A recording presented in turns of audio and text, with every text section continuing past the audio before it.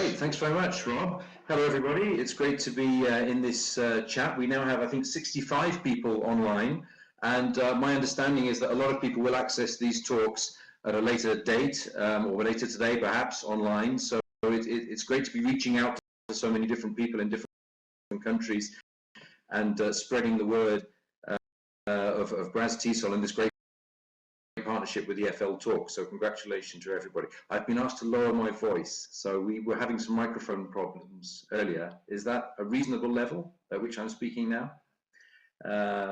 Hopefully I'm not deafening anybody. Don't want to do that. I'm actually wearing one of my BRAZ TESOL t-shirts. It says the more we are, the stronger we become. So I thought I'd put it on in honor of this event. Okay, so some people would think of lesson observation perhaps from more of a novice teacher's point of view as a necessary evil. I think the longer we're in the profession, the longer we're committed to our own professional development and growth as teachers, and certainly as teacher trainers, which I think is the case of the majority of people in this session, teacher trainers or coordinators or writers or people who are in some way responsible for continued professional development of teachers.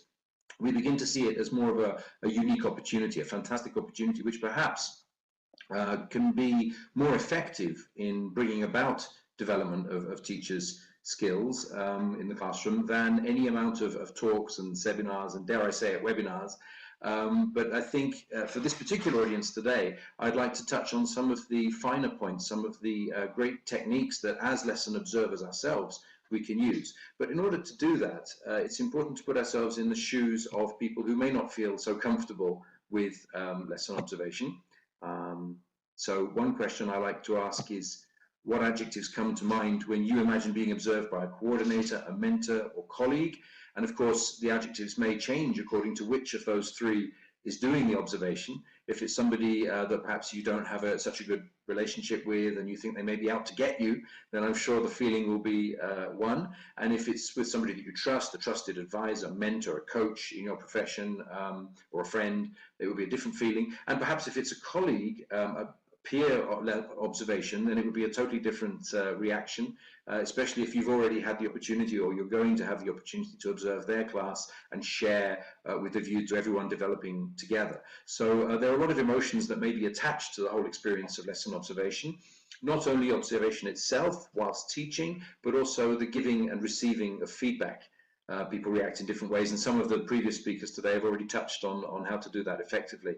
But I think in general it's a bit of a nerve-wracking experience for many people, less so for the observer themselves, of course, but for those being observed it can be quite stressful. So not sure how many times I have to click here to advance. Yeah, there's a feeling in some schools, and I think it has a lot to do with corporate culture or the culture in the particular environment where you work, that Big Brother is watching you. Some schools even have cameras and microphones installed in classrooms, and I'm talking about classrooms that I've visited, schools I visited in Brazil. So there's a sense that at any moment you could be being observed, and I think teachers even are obliged to sign a waiver in some situations where they agree to being filmed and recorded. Not necessarily happy about it, but it's one of those situations where you want the job, you need the money, you sign the form. So that does happen, although it's definitely a minority of cases, certainly in Brazil. Who says teaching is stressful? Nothing stressful about teaching at all. I'm sure many of us can relate to this lovely lady feeling great at 39 after a few years teaching. Just a bit of humour there to get us through this long session, which started at 9 o'clock. So moving on. The feeling that some teachers may have once they've received feedback, especially if it's rather fierce or scathing feedback, or it hasn't been delivered in perhaps as it should have been, and perhaps if it's more focusing on negative aspects of an observed lesson, is that, oh my God, I'm a teacher, I've been teaching for however long it is, and actually I feel like I know nothing. Yeah, I feel like Jon Snow. I feel like despite all my qualifications and experience and so on, I've just been observed by somebody whose opinion I value, and they are telling me that I've done all sorts of things wrong, that I could have avoided all kinds of problems in that particular lesson. Oh my God, I'm a failure. Maybe I should switch profession. I've actually had teachers tell me about these feelings, not because of any result of feedback that I've given after an observation, but in relation to other observations that they've had in the past. And it's led to a bit of an identity crisis for some teachers, the feedback they've been given from observations. But I think there are so many advantages to being observed and receiving that feedback. Let's just look at a couple of them. As I've said before, I personally believe that continuous professional development is most effectively brought about through lesson observation. And although it's very important to participate in webinars like this, read as many books as possible in the field, go along to conferences, networking, and so on, there may not actually be that much change taking place in practice in the classroom. Teachers are great at networking at events, make lots of friends, add everyone on Facebook, had a wonderful time, the conference was great. They go back to the classroom and very often they'll fall into old habits and do exactly what they've always done. So I think it's very important for teachers to be given specific feedback on actual actions in class and how they could have done things differently. Amazingly, a lot of teachers, in my view, are unaware of some of the bad habits or some of the less successful classroom management techniques that they may have.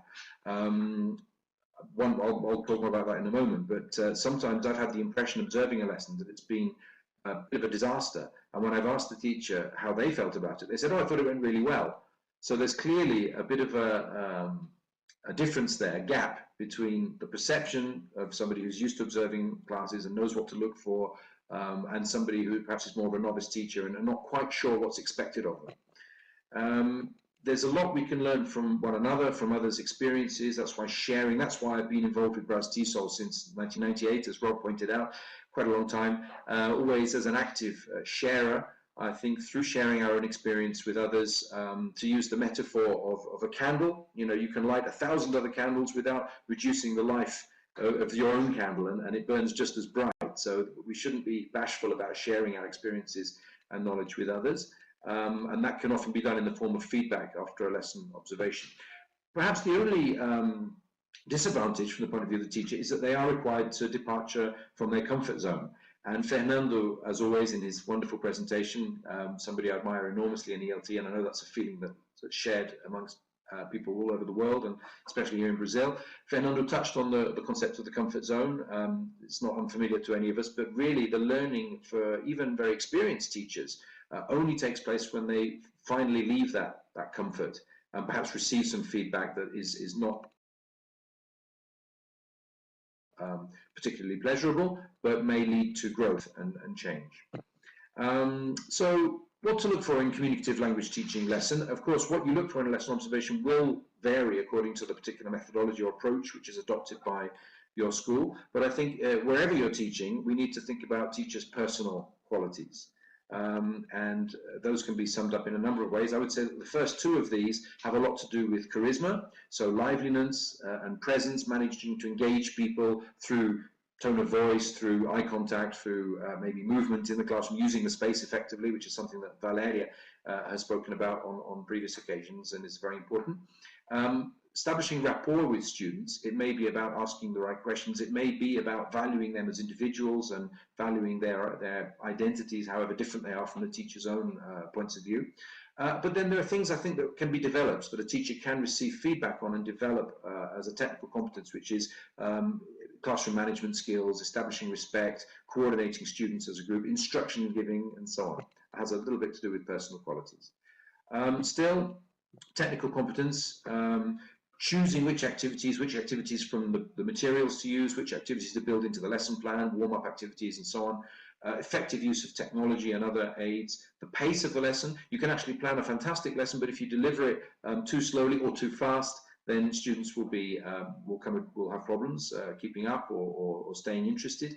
Monitoring that level of interest is very important, and ensuring that students have a sense of achievement of things that I would definitely be looking for in a lesson observation.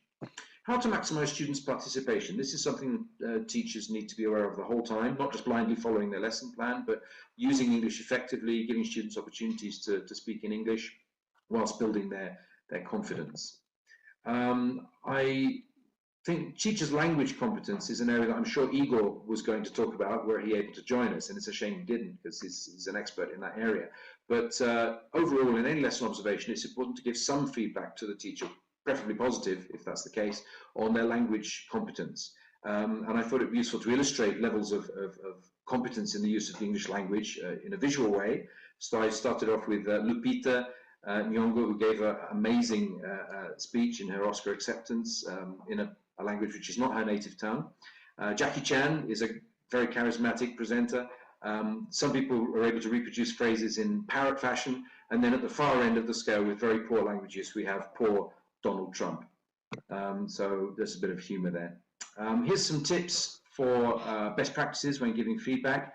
I realize we're running out of time, so I'm just going to leave them up there for you to read. You don't need to hear my voice going through them. And I'm sure, looking at the names of the people that are here in this particular group, I'm pretty sure you're very experienced lesson observers, and it's just something I'd like to reinforce that is absolutely worthwhile and perhaps, possibly, debatably, the best, most effective tool for continuous professional development of teachers in your context.